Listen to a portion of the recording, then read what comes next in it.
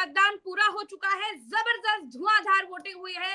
पिछली बार से इस बार का मतदान प्रतिशत ज्यादा रहा है, ज्यादा वोटिंग हुई है। लोगों में क्या था, लोग क्या सोचकर वोटिंग करने निकले थे, ये परिवर्तन के संकेत है या फिर कुछ और होने वाला है? लोग क्या सोच रहे होंगे, बिहार किधर जा रहा है, कौन से मुद्दे हावी होंगे, सब पर बात करेंगे। आज हमारे साथ प्रोफेसर रविकांत जी हैं। रविकांत सर, आपका बहुत बहुत स्वागत है। सर, इस बार की जो वोटिंग हुई है वो बड़ी बम्पर वोटिंग हुई है। पिछली बार से ज्यादा वोटिंग लगभग लगभग 65% तक जाती हुई दिख रही है। आपको क्या लगता है, ये किस बात के संकेत है? देखिए, हम बहुत पारंपरिक रूप से देखें तो निश्चित रूप से जब बम्पर वोटिंग होती है तो वो परिवर्तन के लिए होती है। और बिहार में 20 साल से नीतीश कुमार की सरकार है और जिस तरह से चुनाव के बीचों बीच एक शख्स को गोली मार दी गई, उस पर गाड़ी चढ़ा दी गई, उसकी हत्या कर दी गई, वहां से चुनाव में एक बड़ा परिवर्तन दिखाई पड़ा। पहले भी चुनाव परिवर्तन की तरफ ही दिखाई पड़ रहा था, महागठबंधन को बढ़त दिखाई पड़ रही थी। आज की जो तस्वीरें हम लोगों ने देखी हैं, अपार भीड़ दिखाई पड़ रही थी। एक जगह लोगों को नदी पार नहीं करने दिया जा रहा था और कहा जा रहा था कि आरजेडी को वोटिंग करने के लिए जा रहे हैं। नौजवान पीढ़ी, और बिहार सबसे नौजवान प्रदेश है इस समय, नौजवानों की सबसे बड़ी उम्मीद है नौकरी मिलना। और ये उत्तर भारत है, उत्तर भारत में सरकारी नौकरी के लिए बहुत ज्यादा उत्कंठा आकांक्षा होती है। और तेजस्वी यादव ने जिस तरह से ऐलान किया कि हम हर परिवार को एक नौकरी देंगे, उससे नौजवानों में बहुत तेजी से वो लहर दिखाई पड़ी और वो वोटिंग करने के लिए बेताब ही नजर नहीं आए, बल्कि परिवर्तन की आकांक्षा से वोट करते हुए दिखाई पड़े। तो दूसरी तरफ जो सोशल सिक्योरिटी का मसला होता है, खास करके जब लोग वयस्क से बुढ़ापे की तरफ जा रहे होते हैं, तो उनकी अपनी स्वाभाविक चिंता होती है कि हमारी पेंशन की क्या स्थिति होगी, हमारे बुढ़ापे का सहारा क्या होगा। उसको लेकर के एक तो नीतीश कुमार ने किया कि महिलाओं के खाते में 10-10 हजार रुपए डाले गए, लेकिन उसके बाद जो महागठबंधन ने ऐलान किया कि हम पेंशन बहुत मजबूती के साथ देंगे। कांग्रेस पार्टी ने जो वादा किया कि महिलाओं के नाम पर 3 डेसिमल और 5 डेसिमल जमीन के पट्टे देंगे, नौजवानों को लैपटॉप वितरित करेंगे शिक्षा में। और राहुल गांधी ने तो कहा कि हम बिहार को एक विश्वविद्यालय देंगे, और पुराने दौर का जो एक बहुत ऐतिहासिक विश्वविद्यालय था, उस तरह का हम ऐतिहासिक विश्वविद्यालय देंगे। तो जो शिक्षा है, रोजगार का सवाल है, और पलायन बहुत बड़ा मुद्दा है बिहार में, गरीबी बेरोजगारी बहुत बड़ा मुद्दा है। मुझे लगता है कि ये ऐसे मुद्दे थे जिसने इस पहले फेज के चुनाव में, और यही आपको ट्रेंड दूसरे फेज में भी दिखाई पड़ेगा, जिसने लोगों को घर से निकाला स्वाभाविक तौर पर। लगभग 49 लाख वोट कटे हैं, वोटर कम हुए हैं, लेकिन वोट प्रतिशत बहुत बड़ा है, पिछली बार से ज्यादा बड़ा है। इसके मायने समझाइए जरा।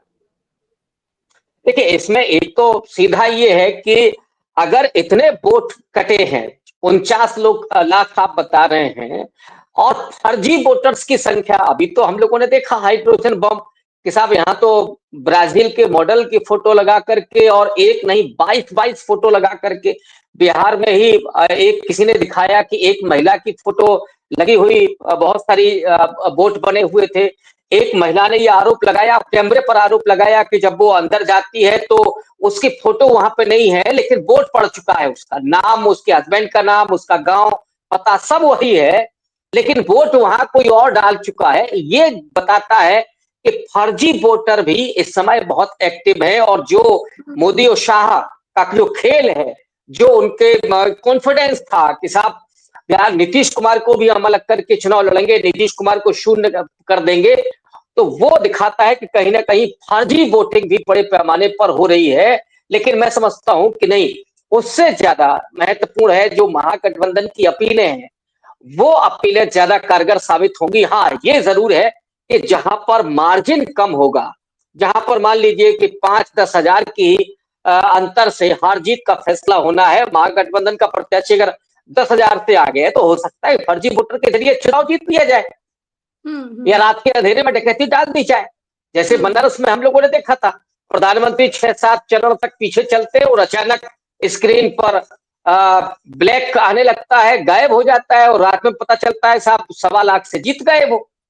तो ये भी खेल हो सकते हैं। और कितने आईएएस वहां से लाए गए हैं गुजरात से, ये तो सीधे आरोप लग रहे हैं। चुनाव आयोग एक भी सवाल का जवाब नहीं दे रहा। इतनी बेशर्मी के साथ चुनाव आयोग इसमें इन्वॉल्व है कि बिहार में हम ये कहें कि लोकतंत्र जीत रहा है कि लोकतंत्र लुट रहा है। लेकिन फिर भी मैं समझता हूं कि लोग बिहार में बहुत समझदार, पॉलिटिकली बहुत समझदार लोग हैं और वो अपने कंसर्न को लेकर के, अपने अधिकारों को लेकर के बहुत चेतना संपन्न है। तो वो जो पहुंचे हैं वहां तक, निकल करके घर गांव से निकल करके पोलिंग बूथ तक पहुंचे हैं, वो परिवर्तन की आकांक्षा लेकर के पहुंचे हैं। लेकिन आपने जो बात कही है, मुझे लगता है कि इस पर पूरे देश को गौर करना चाहिए कि 49 लाख वोट कटते हैं और इतनी बम्पर वोटिंग होती है। इसका मतलब है कि जो फर्जी वोटिंग है वो कहीं ना कहीं इस पूरे चुनाव में होते हुए दिखाई पड़ रही है, जो बहुत डिसअपॉइंटिंग है लोकतंत्र में आस्था रखने वाले लोगों के लिए, संविधान में आस्था रखने वालों के लिए। और हम तो यही अपील कर सकते हैं कि चुनाव आयोग को कम से कम शर्म आनी चाहिए इस तरह के आरोपों पर। और अभी जो वहां के डिप्टी सीएम है उनका हाल देख लीजिए, कई प्रत्याशियों को दौड़ाया गया, भगाया गया, वोट चोर कहा गया, लेकिन फिर भी आप एक तरफ विपक्ष ये आरोप लगा रहा है कि जहां जहां पर विपक्ष मजबूत है, जैसे आरजेडी ने आरोप लगाया दानापुर की सीट पर, और ऐसी तमाम सीटें, एक उदाहरण के तौर पर मैं दानापुर की सीट का नाम ले रही हूँ, विपक्ष आरोप लगा रहा है जहां पर विपक्ष मजबूत है, आरजेडी ने कहा कि जहां पर हम मजबूत है दानापुर में, वहां पर क्या हो रहा है कि वोटरों को वोट नहीं डालने दिया जा रहा है, या फिर वहां पर ये कहा गया जो गंगा पार लोग रहते हैं उनको गंगा पार करने के लिए प्राइवेट नाव उनकी बंद करवा दी गई थी। उसके बाद खैर प्रशासन ने कहा ऐसा कुछ नहीं है, ऐसा कुछ नहीं हुआ था, लेकिन ये आरोप लग रहे थे और ये लगातार आरोप लगा रहा है विपक्ष, जहां जहां मजबूत है वहां वहां पर स्लो वोटिंग हो रही है, धीमे वोटिंग हो रही है, कहीं लाइट काट दी जा रही है। एक तरफ ये हो रहा है और दूसरी तरफ भाजपा की जो डिप्टी सीएम है उन पर लोग गोबर फेंक रहे हैं, उनकी गाड़ी पर चप्पलें फेंक रहे हैं, उनको भगाया जा रहा है, मुंह पर उनके क्षेत्र के लोग उनसे कह रहे हैं कि तुम्हारा तो सुपड़ा साफ हो जाएगा। इसको कैसे देख रहे हैं आप? देखिए प्रज्ञा जी, ये पुराना पैटर्न हो चुका है। अब ये चुनाव आयोग के जरिए जो भारतीय जनता पार्टी को वोट चोरी करके चुनाव जिताए जा रहे हैं, और मैं तो आपके शो पर आज नहीं पहले भी कई बार कह चुका हूं कि 2019 से ये खेल शुरू हुआ है, लोकसभा चुनाव से। और उसके बाद, और आप जानते होंगे कि एक यूनिवर्सिटी के प्रोफेसर ने इसका शोध बाकायदा पेश किया था और उसको नौकरी से छुड़वा दी गई उसकी। तो आप अगर सच कह देंगे, और रिसर्च के साथ उस आदमी ने पेश किया था, तो उसकी तो नौकरी चली गई। लेकिन सच्चाई यही है, वो 2019 के चुनाव के बारे में उन्होंने कहा था, वो पश्चिम बंगाल से प्रोफेसर थे। तो 2019 से ये पैटर्न बना है कि आप जहां पे कमजोर हैं, माने बीजेपी कमजोर है, वहां वोट न डाल दिया जाए। और एक नहीं, कई पैटर्न है।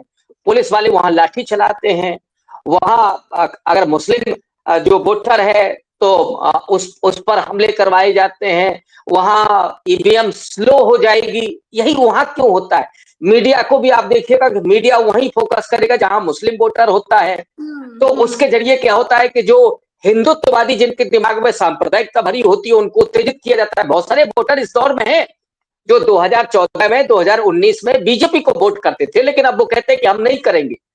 लेकिन विपक्ष को भी नहीं वोट करना चाहते हैं, उनको उकसाया जाता है कि देखिए साहब, उनको डराया जाता है कि देखिए ये क्या हो रहा है।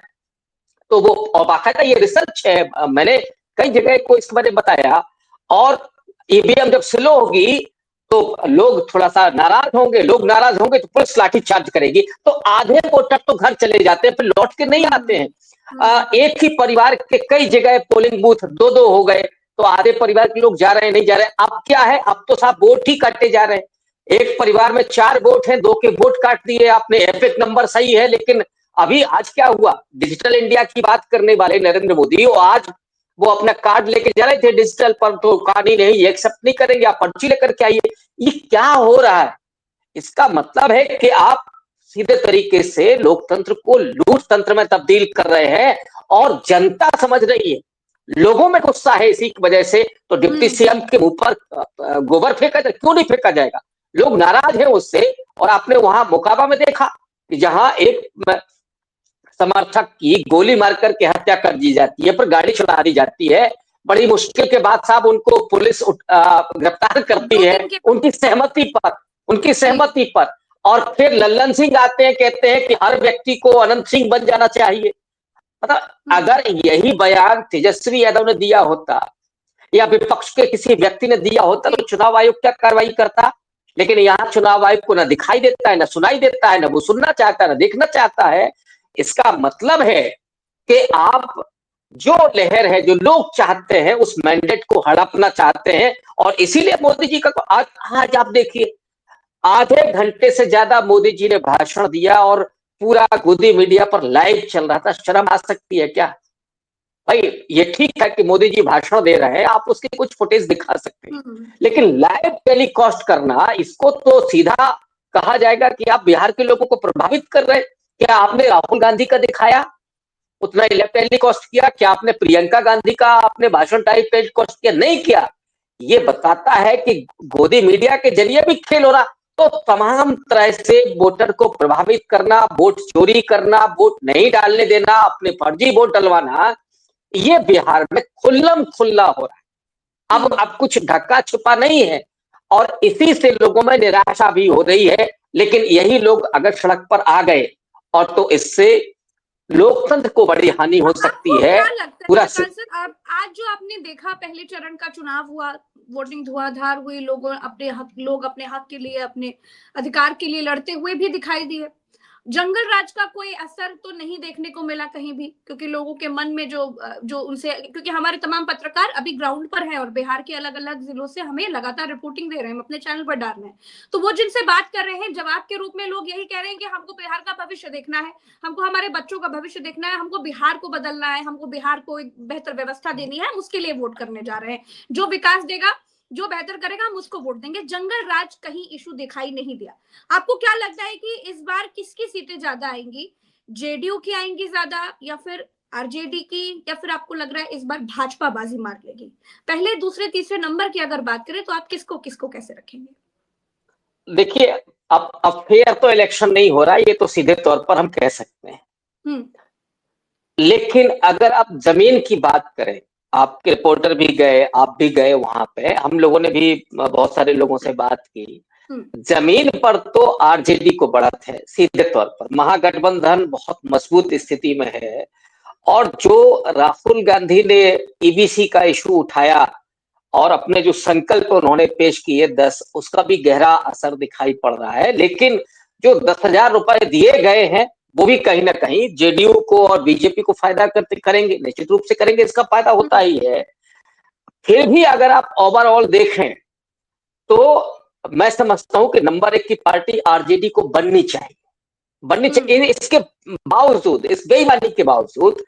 और जेडीयू के भीतर ही हराया जा रहा है, एनडीए के भीतर ही हराया जा रहा है। लेकिन एक चीज और जो पिछले 3-4 दिन में बदली है, एक आपने नारा सुना होगा कि लालटेन ही तीर है, तीर ही लालटेन है। तो जहां पर बीजेपी का प्रत्याशी है और वहां पर जो कुर्मी वोटर है, खास करके नीतीश कुमार का वोटर है, अति पिछड़ा समाज है, वो जा रहा है सीधे तौर पर महागठबंधन के प्रत्याशी को, जो जेडीयू का वोटर है। अब इसमें खेल क्या हुआ है, मैं आपको कल की खबर बता दूं, और ये खबर हो सकता है कि लोगों तक ना हो, क्योंकि हमारे बहुत सारे मित्र वहां पे हैं जो भाजपा का समर्थक, हार्डकोर समर्थक है, गांव का थोड़ा सामंत है। और अभी भी बिहार में ये स्थितियां हैं कि गांव का जो दलित है, अति पिछड़ा है, वो पूछ करके वोटिंग करता है कि मालिक किसको वोट करना है। आज भी ये है बिहार में, लेकिन तादाद उसकी बहुत कम है, 5-10% है। अब उन लोगों के हाथ में 2-2 लाख रुपए दिए गए हैं जो गांव के सामंत हैं, जमींदार, और उनसे कहा गया है कि गांव के लोगों को आप पैसा दीजिए और वोट डलवाइए। अब छोटा सा एक गांव है, मान लीजिए उसमें 100 वोटर, 150 वोटर, जो दलित, महादलित खास करके नॉन पासवान जो वोटर है, वो 150 वोटर है, कुछ ईबीसी का है। 150 वोटर को 500-500 रुपए, 1000-1000 रुपए, और मालिक तो उनसे कह ही रहे हैं कि भाई कहाँ वोट देना है, कुछ पैसा भी मिल रहा है। जहां तक ये जो विपक्ष नहीं पहुंचा है, वहां वो निश्चित रूप से प्रभावित कर रहे हैं। ये मेरी अपनी सूचना है, वहां प्रभावित कर रहे हैं। और जहां पर आइडियोलॉजी पहुंच गई है, जहां पर नेता पहुंच गए हैं विपक्ष के, वहां प्रभावित नहीं कर पा रहे हैं। तो ये जो वोट है वो बीजेपी की तरफ वो बचा पाए हैं। कल की रात की मैं बात कर रहा हूँ, कल रात में जितना पैसा बटा है, बिहार में कुछ सीटों पर डिप्टी सीएम, दोनों डिप्टी सीएम की सीटों पर भी बटा है पैसा, बोरा भर भर के करके वहां पैसा पहुंचा है। और ये कोई छिपा हुआ नहीं है, ये सब जानते, बहुत सारे रिपोर्टर्स भी खबरें वो दिखा रहे। उसका कितना असर पड़ेगा, क्योंकि पॉलिटिकली लोग कितना अवेयर है ये देखना पड़ेगा। कुछ तो है जिन पर असर पड़ेगा, निश्चित रूप से पड़ता ही है, पैसा उनको मिलता है, लेकिन ये लोकतंत्र के खिलाफ काम हो रहा है। ये बीजेपी जो कर रही है वो उसको लूट तंत्र में तब्दील कर रही है। लेकिन मैं समझता हूँ फिर भी जो अवेयर वोटर है, खास करके नीतीश कुमार का कुर्मी वोटर, जब बात किया तो उन्होंने ये भी कहा, जैसे महिलाओं की अभी हमने बात की थी, पैसों की बात कर रहे हैं, तो कई लोग ऐसे भी हैं जिन्होंने कहा कि पैसा चाहे जो दे, लेकिन वोट तो हम अपने मन से करेंगे। तो ये एक नैरेटिव, एक भावना भी है, विचार भी है बिहार में जो चल रहा है। हाँ, निश्चित रूप से जो लोग समझते हैं कि पैसा कोई अपने पॉकेट से थोड़ी ना दे रहा है, पैसा तो उन्हीं के टैक्स का है। माचिस पे भी टैक्स लग रहा है, बिस्किट पे भी टैक्स लग रहा है, वो तेल भी खरीद रहा है, उस पर भी टैक्स। देखिए, प्रशांत किशोर को जो लाया गया था वो दरअसल बीजेपी ने ही प्रोजेक्ट किया था। बीजेपी ने सोचा ये था कि हम उसके जरिए एक तीर से दो तीन निशाने करेंगे। एक तो जो जेडीयू का वोटर है, नॉन कुर्मी वोटर, अति पिछड़ा और माइनॉरिटी वोटर, इसको हम प्रशांत किशोर की तरफ शिफ्ट कर देंगे। लेकिन हुआ ये कि प्रशांत किशोर के आंदोलन ने इस वोटर्स को तो प्रभावित किया उसने अपर कास्ट वोटर को, जो बीजेपी का आधार वोटर है। इसीलिए प्रशांत किशोर को शांत किया गया बीच में। प्रशांत किशोर ने कहा हम चुनाव नहीं लड़ेंगे। अभी हालत ये है कि मैंने बहुत सारे लोगों से बात की, वो ये कह रहे हैं कि प्रशांत किशोर को जो वोट मिल रहा है वो अपर कास्ट का वोट मिल रहा है, बीजेपी का वोट मिल रहा है, और ये बीजेपी को नुकसान कर रहा है। तो ऐसी सीटों पर जहां प्रशांत किशोर का प्रत्याशी मजबूत है, वहां पे बीजेपी को झटका लग रहा है, जेडीयू को झटका लग रहा है, माने एनडीए को झटका लग रहा है, और फायदा उस महागठबंधन को मिल रहा है।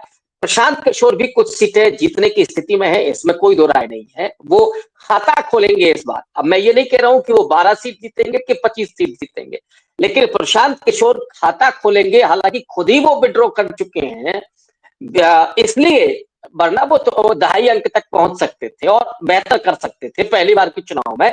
लेकिन जितना वो बेहतर करते उतना ही बीजेपी का नुकसान होगा, इसीलिए उनको मुझे लगता है कि रोका गया है। और ये चुनाव दो ध्रुवीय हो गया है, एनडीए बनाम सीधे तौर पर महागठबंधन। और महागठबंधन में जो आपका सवाल था कि किसको नंबर की पोजीशन मिलेगी, आरजेडी को मिलेगी। नंबर 2 पर जेडीयू को मिलना चाहिए, बीजेपी को नंबर 3 पर जाना चाहिए। लेकिन अगर जेडीयू पर वही पुराने हनुमान का खेल चलता है, चिराग पासवान का, या और उनको ज्यादा कमजोर किया जाता है, जैसे लल्लन सिंह तो सीधे तौर पर बीजेपी के पाले में खड़े हो चुके हैं। लेकिन पिछले 2-3 दिन में जो बात गई है कि नीतीश कुमार को मुख्यमंत्री का ऐलान नहीं किया है, उससे नीतीश कुमार के प्रति लोगों की सिंपैथी भी बढ़ी है और बीजेपी के खिलाफ गुस्सा भी बढ़ा है। तो जहां बीजेपी का प्रत्याशी है वहां बीजेपी को वोट नहीं मिलेगा, इधर मिलेगा महागठबंधन को। और जहां नीतीश के प्रत्याशी है वहां नीतीश मजबूती के साथ लड़ रहे हैं। इसलिए मैं कह रहा हूं कि ये दूसरे नंबर पर जेडीयू दिखाई पड़ेगी, तीसरे पर बीजेपी दिखाई पड़ेगी, ये मेरा अनुमान। चलिए, बहुत बहुत शुक्रिया। बस आज तो यही जानना था, क्योंकि आज का दिन तो रुझान वाला दिन है। आज का दिन तो मतदान में क्या कुछ होने वाला है, किधर बिहार जा रहा है, वही समझने का दिन है। बहुत बहुत शुक्रिया रविकांत सर, आपने हमें समय दिया। दर्शकों का भी बहुत बहुत आभार। हम फिर मिलेंगे अगली चर्चा में। अभी के लिए इतना ही। नमस्कार, जय हिंद।